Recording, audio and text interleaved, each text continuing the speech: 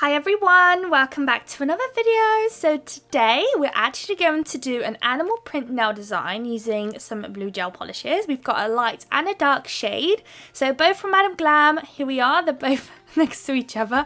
So the darker shade is Thoughtful Blue and the light is Euphoria. And today's design, I really wanted to dig into my stickers that I have. I have loads and loads and loads and millions of stickers that I never use, never ever, and I don't know if I can really tell you why. Maybe because I use these long stiletto nails, so of course the stickers are usually way smaller actually than the nails, and it can become quite difficult to kind of know how to place it on such a long nail and make it look pretty and nice and kind of combine the whole design together. And yeah, so a majority of my stickers, if not pretty much all at this point, are all from Shein. So they have such a wide variety of stickers on there, and I would always buy them whenever I go shopping for nail products. I always end up getting myself drawn to these stickers, and then I buy a bunch and I never use them.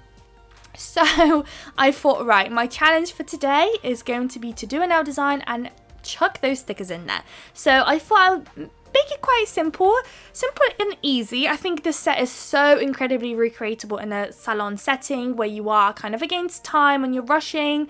The animal print itself is actually going to be stamped on, so that's already going to reduce your time of actually doing animal print. Unless you're a massive pro of animal print, then go ahead and do it by hand.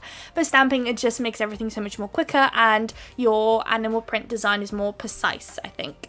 And then we're just going to chuck some stickers on there. So here's my ombre brush. I'm going to do two nails that are going to be ombre'd. So what I like to do is start from the center where the two colors meet and just go side to side until I feel like the color in the center has mixed up and created us almost like three shades now. So you kind of want to see the top being that thoughtful blue, then in the center this kind of harsh new shade, and then the bottom being the Euphoria shade. And then once you're happy, I then go right from the top, right from the bottom, and I just do like a one kind of continuous back and forth right to the bottom.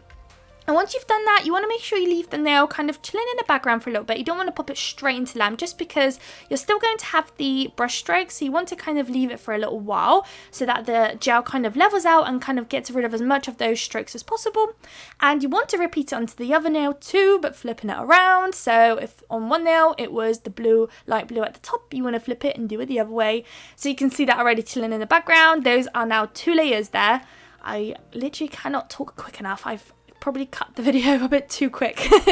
So here I've got one nail, one of the darker shades of the blue that has not been cured yet. I'm sprinkling on a glitter that's going to be the closest to that shade, and here I'm tapping the sides because I've noticed recently when I do these sugared nails, it kind of leaves this rough edge, and I kind of like that it's a bit more crisper if you touch it, but only make sure you touch it if you've got gloves on because the gel is still wet. So here's my stamping plate. My most used stamping plate is from Beauty Big Bang. If you ever want to get into stamping and you don't know what to do, what's kind of the best thing for a beginner, is definitely an animal print one. You are going to find yourself picking this one up so much, and it's just going to end up being your most used stamping plate. Trust me, even if you don't like animal print, there's always going to be a customer or a client that loves animal print. And yeah, I mean, who doesn't like animal print? I think it's so fun. You can do so many different designs with animal print. So I decided to use the bottom left hand side print, and that's only because it's quite large and not so like concentrated. I do usually like to use, I'll tell you in a moment when I move my hand. Let's see, there's a little fluff there I'm going to just remove. So I like to use the top last right hand side full cover image, but it's very like concentrated, and I kind of really wanted to show the blue in the background. So I thought the little animal print here is quite like far away from one another, each little pattern, so that's going to work perfectly. So we're going to place it on that half light blue and half light blue and half dark blue, but we're only going to place it on the dark blue, which is the bottom part of the nail. Then the two ombre nails are going to get a full cover animal print, but of course we're going to have to double stamp it because the image is way too short for our long nails. And I kind of wish I used a slightly either darker shade of blue. Yeah, probably a darker shade. I quite like the lighter shade, but I feel like I wish there was a bit more of a contrast between the two. Is that the right word? I think so. I kind of wanted it to be a bit more noticeable that there's two different colours. I feel like those two are a bit too close to one another, but it's too late now. It's fine. I feel like I really wanted to see that ombre and I wasn't really seeing it as well. Especially later when we matte top coat these. It just feels like the ombre disappears. I don't know. I just feel like you really have to take a very close, good look at it to be like, oh yeah, there's an ombre there for sure. And that's not really what I wanted. So if you are recreating, maybe try and do it, you know, two a bit more drastically different colours than I have here. So I'm just going to quickly repeat this onto the other ombre nail. Once that's done, you just gotta whack on your stickers that I'll show you in just a moment, and then you want to whack on some crystals, and then this is job done. Like, this nail design might look quite hard to do, but it's incredibly easy and super quick. This video really didn't take me that long to film either. Like, it was so fun to do as well. I do really enjoy stamping. I think it's such a fun and therapeutic way of doing nail art, and then just to add some stickers into it too, it just really elevated it all and just made it look so cute. I love it, and I'm so happy I was finally able to use stickers because they've been sat there and sat there and sat there. I literally probably have about 300 packs of stickers and this just all sat there. So it's nice to get that involved and get it moving and creating some beautiful things with them. There we go. We have stamped the last nail now. I'm just going to correct some things or add some extra little bits and bobs, and then that is going to be done for the stamping, so you can get rid of those. Here are the stickers. So these are 100% from Shein. I was trying to show you guys here how they're both from Shein, yet one is like almost more vibrant and brighter than the other, so there's that. So I am going to just randomly pick a few stickers that I like. So for this one, I thought I will pick up the largest butterfly and place it in the center where the two colors meet. Usually I would either kind of do a black line where the two meets just to kind of give it that little outline, or maybe add some crystals, but today I thought nope, we're going to stick to stickers. So let's do the biggest butterfly I could find. Then here I'm still thinking which one do I want, and then I went for this big old flower. I'm going to stamp it top left hand side, and then I thought that wasn't enough, so I then went ahead and picked up a small little butterfly that I'm going to place right next to that flower that I just placed there. And then I'm also going to place this, I think it's like a bluey leaf that I'm going to place at the bottom part of the nail, but I think this is the one that ends up ripping, so I do go off camera for just a second to connect the two stickers. I did think there for a second, do I try and save the little leaf, or do I just go and pick up a different flower or butterfly? But I was like, nope, I really wanted that one in particular, so I just thought, let me just save it. And it's so funny to see what my brain does when that happens. So yeah, so I placed the first little bit down, and then I think I went off camera to place the other one. It was just because my head was so far from the nail, and I kind of needed it right in my face to see that I'm placing it, you know, connecting it as well as I possibly can. I still feel like I didn't, but it's just gonna have to do, especially when we matte top coat. The flowers and the butterflies are not that noticeable, which is actually kind of what I quite enjoy that. I think this overall set, I think it's just not so much in your face, other than maybe the crystal placements. Maybe you're gonna have to let me know in the comments what you think. Is it like in your face or is it not? I feel like me matte top coating the blues kind of really dimmed it down, and overall the blues are quite like, they're quite delicate shades. They're not very like in your face, they're not very like proper vibrant, and yeah, I don't. Just forget it, what I'm saying, I don't even know. I'm in just a very chatty mood, and I feel like my brain is just going 100 miles an hour today. So that's probably going to be the last sticker. Yes, so now that everything's applied, you want to make sure you really press those stickers down hard so that they don't lift whilst you're top coating, because trust me, I've had that happen before. And then it's time to apply a top coat. I'm going for a matte one today. I didn't end up having some slight smudging when I was applying, very slight though, and I find that I want to say it's down to your matte top coat, you know, because I used to use the Vanillisa matte top coat, and boy, it would smudge every time. I'd have to float a big old chunk of it on top of a nail just to kind of get away with not having to do, you know, maybe a base coat first before applying my matte top coat.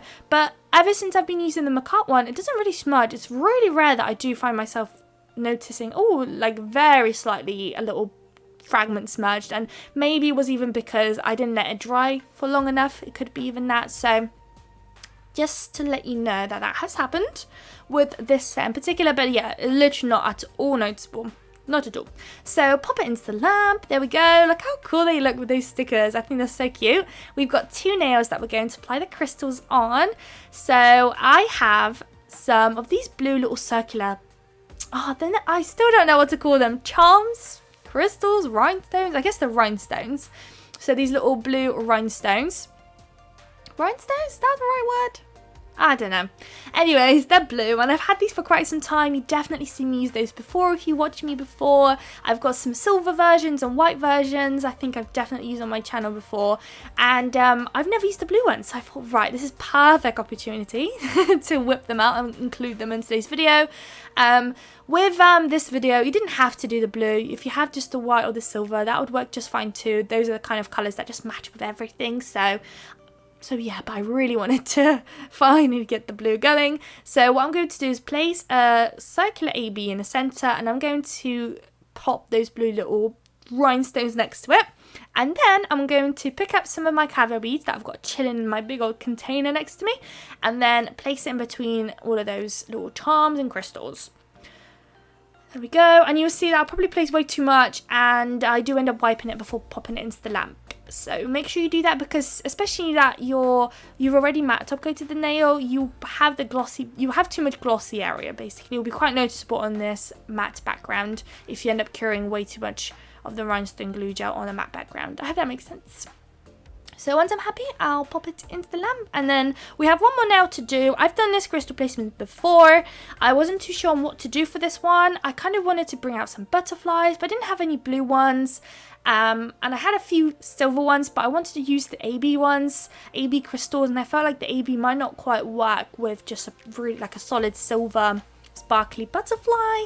If I was using the silver butterfly, I would prefer to use the clear crystals. That would work so much better, but I really wanted to use the AB, so I thought, okay, I have no ideas. Let me just look at my past work and see which one's kind of catching my eye. And I came across this one. I've done it a couple of times now. I love it. You probably all have seen it before, but I think it's so cute, especially for these long nails. I love a large crystal placement. So I'm going to start off with this bluey rhinestone at the top, followed by this interesting crystal shape. I don't even know how to explain it. And then underneath I'm going to place almost like this teardroplet kind of crystal. I will go ahead and cure it just so that it doesn't move. And then once it's out, I'm going to place those blue little rhinestones on one side and the other where the 2AB crystal meets, just to kind of cover up that little gap there. And I am going to add a couple of those circular AB crystals as well, and then finish it off with some caviar bead placement. So we're going to do that necklace vibe. So at this point you are all probably thinking, oh yeah, we know this one. She's done it so many times, and I'm here to do it again. I promise I won't do it again. Maybe for a couple of videos at least, I think. But it's just great. I just really love it, especially for just these long stiletto nails. It's just really fun. So here are the ABs. I'm going to place one more right there, and then add a couple of caviar beads, do the necklace, and that's job done. So I only show you guys me doing a very, very small little fragment of the necklace, and then I cut it just because I've done it just so many times and it's so time consuming to do the necklace that I just thought I'm going to bring it up to my face, get a bit more comfier, and just keep applying the caviar beads until I get my necklace. So here you can see where I'm placing the rhinestone glue gel, and that's exactly where I'm going to place the caviar beads. From that point, going all the way up, and then placing the caviar beads there using my brush. So the brush is sticky because it was in the rhinestone glue gel, so it will be really easy to pick up the caviar beads. And then using any tool you wish to kind of straighten up the lines, make it curvy, and just create that necklace looking chain, basically. Pop it into the lamp, and that will be job done. You get to see it in a moment all finished up. So if you want to recreate it, make sure you pause it in just a second. And here we are. Here's the final result. I hope you guys liked it. It was so fun to do, and I hope you guys liked the blue. I feel like I maybe haven't done blue in a while, who knows. But I hope you guys liked it. If you did, please don't forget to like, comment and subscribe, and I would absolutely love to see you all in my next video. Bye guys.